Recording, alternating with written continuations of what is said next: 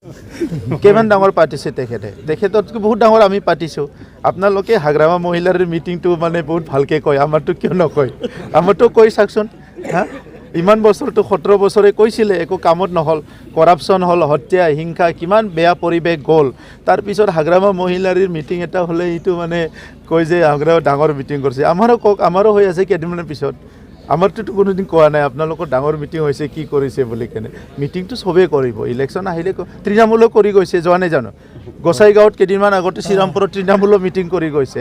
চ' election political পাৰ্টিটোতো election আহিলে meeting কৰিবই আৰু। কিন্তু হাগ্ৰামা মহিলাৰী যিটো কৈছে আপোনালোকে, আগৰ যিটো টেষ্ট আছিলে হাগ্ৰামা মহিলাৰী ক'লে আপোনালোকে আগতে যেনেকৈ অলপ মানে তীখা, অলপ মানে জ্বলা, অলপ মিঠা এনেকৈ ভাবিছিল, সেই তীখা মিঠা জ্বলা আৰু হাগ্ৰামা মহিলাৰী নাই আৰু। এতিয়া হাগ্ৰামা মহিলাৰী এই দুদিনমান অলপ ইফাল সিফাল কৰিব। পাৰ্লিয়ামেণ্ট ইলেকশ্যনৰ পিছতো আৰু দোকান একদম সম্পূৰ্ণভাৱে বন্ধ হৈ যাব, আপোনালোকে চাই থাকক। ঠিক আছে, নিৰ্বাচনটোতো ডেট ডিক্লেয়াৰ কৰিব লাগে, ভোট দিব লাগে। আমিতো ৰেডি আছোঁ এনি টাইম আমি ৰেডি আছোঁ। খালি ইলেকশ্যন কমিশ্যনে ডেটটো ডিক্লেয়াৰ কৰিব লাগে। আমাৰ বুথ কমিটি লাগে, বুথ কমিটি হৈ গ'ল, চব ৰেডি হৈ গ'ল। খালি ডেটটো আমি ৰখি আছোঁ। ডেটটো ডিক্লেয়াৰ কৰাৰ লগে লগে কেম্পিং আৰম্ভ হৈ যাব আৰু ইলেকশ্যন হৈ যাব। লগে লগে ভাৰতত আৰু তৃতীয়বাৰৰ কাৰণে প্ৰধানমন্ত্ৰী নৰেন্দ্ৰ মোদী ডাঙৰীয়া শপত গ্ৰহণ কৰিব। দলীয় প্ৰাৰ্থী কেতিয়া ঘোষণা কৰিব? সোনকালে কৰিম, বহুত সোনকালে কৰিম। স্যাৰ, বিটিআৰত অসমীয়া ভাষাক এলাগী কৰাৰ এটা অভিযোগ আহিছে। এইটো আজি নহয়, বহুত আগৰ পৰাই। কেতিয়াবা বড়ো ভাষাক এলাগী কৰিছে, কেতিয়াবা অসমীয়া কৰিছে, কেতিয়াবা কাৰোবাৰ ভাষাক কৰিছে। এইবিলাক নাটকবিলাক বহুত আগৰ পৰা চলি আহিছে। কিন্তু সঁচা কথা হৈছে যে অসমত, ভাৰতত সকলো ভাষাই সমান মৰ্যাদা পাব লাগে আৰু সমান মৰ্যাদা দিব লাগে, সেইটো চবেই বিচাৰে। কাৰণ কোনো এনেই পোৱা নাই, সকলো সংগ্ৰাম কৰি আহিছে। তো সেইকাৰণে ভাৰতৰ সংবিধানে সকলো ভাষা, সকলো জাতি জনগোষ্ঠী ধৰ্মক সমান অধিকাৰ দিছে। কিন্তু কিছুমান ভাষা ৰিকগনাইজ হৈছে, কিছুমান ভাষা ৰিকগনাইজ হোৱা নাই। সেইকাৰণে আজি মইতো অসমীয়া ভাষাতে কৈ আহি আছোঁ। চ' কোনোবা ক'ৰবাত কিবা এটা হ'ব পাৰে, কোনোবা পষ্টাৰত কোনোবা দিনা লিখিব পাহৰিব পাৰে, কোনোবা বেনাৰত কোনোবা লিখিব পাহৰিব পাৰে, এইবিলাক কথা কৈয়ে থাকে। তো সেইটো কথাটো এতিয়া মানে কোনোবা এজন দুইজনৰ কাৰণে খুব ইম্পৰ্টেণ্ট, আদাৰৱাইজ নাই। এইটো ৰেচন কাৰ্ডতো হ'ব লাগে, চবতো হ'ব লাগে, বড়োও থাকিব লাগে, অসমীয়াত। যেতিয়া বড়োত নাহে, বড়ো সিদিনা ক্লাছ 6ৰ পেপাৰ নাছিলে বড়োৰ, তেতিয়া মানে বড়ো সংগঠনে ধৰিলে। কালি যদি অসমীয়াত নাই, অসমীয়া ধৰিব, এইটোতো হৈয়ে আছে। গতিকে সেইটো চৰকাৰে যিমান পাৰি শুধৰণি কৰি আছে। তাৰ পিছতো কোনোবা এজনে দুজন বিষয়া থাকে, তাৰ মানে মগজত নাথাকে, কিবা এটা প্ৰিণ্ট কৰিব লাগে, সি কিবা এটা প্ৰিণ্ট কৰি দিয়ে। গতিকে য'ত য'ত হৈছে সেইটো আমি শুধৰণি জনাম। বড়োলেণ্ড অঞ্চলত, বিটিআৰ অঞ্চলত না বড়ো ভাষা, না অসমীয়া ভাষা, না বাংলা ভাষা, না আমাৰ নেপালী ভাষা, না কি ভাষা, কোনো এটা ভাষাই এলাগী নহয়। সকলো সান্তালী ভাষা।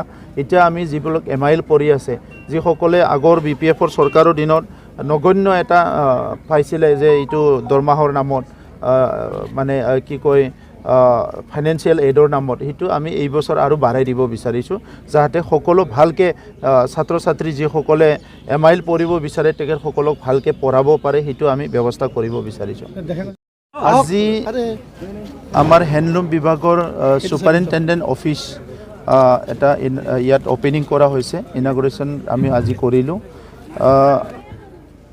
বিটিআৰ অঞ্চল হেণ্ডলুম আৰু টেক্সটাইল বা ছেৰিকালচাৰত বহুতখিনি আগবঢ়া। সেইটো আজিৰ কথা নহয়, বহুত বছৰৰ পৰাই আগবঢ়া আছিলে। কিন্তু এইটো অৰ্গেনাইজ কৰিব পৰা নাছিলে আগৰ সময়ত। সেইকাৰণে আমাৰ বোৱনী শিপিনী যিমানখিনি আছে, প্ৰায় 3 লাখ আমাৰ কাপোৰ বোৱা মানুহ আছে, সেইসকলে যিখিনি সুবিধা পাব লাগে, যিখিনি ট্ৰেইনিং পাব লাগে, এই সুবিধাবিলাক পোৱা নাছিলে। সেইকাৰণে আমাৰ চৰকাৰ অহাৰ পিছত যিবিলাক অৰ্ধনিৰ্মিত অফিচ আছিলে, সেইবিলাক আমি ক্ষিপ্ৰতাৰে নিৰ্মাণ কৰা আৰু নতুনকৈ অফিচ নিৰ্মাণ কৰা আৰু য'ত য'ত আমাৰ ট্ৰেইনিঙৰ সুবিধা নাছিলে, সেইবিলাকত ট্ৰেইনিঙৰ সুবিধা কৰাৰ কাৰণে আমি প্ৰায় 16খন নতুনকৈ আৰু চেণ্টাৰ ডেভেলপ কৰি আছোঁ। 50 লাখ কৰি টকা দিয়া হৈছে। গতিকে এই গোটেই চেণ্টাৰবিলাকক আজি লাহেকৈ আমি অপেনিং কৰি আছোঁ, কাৰণ নিৰ্মাণ কৰা হৈ গ'ল।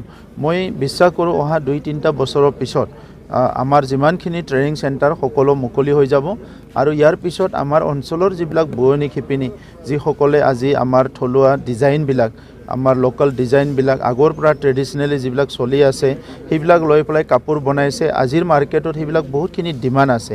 এইটো বড়োৰ যিখিনি আগৰ বুলি কয় যিটো ফুলবিলাক আছিলে, সেইটো বহুতখিনি ডিমাণ্ড আছে।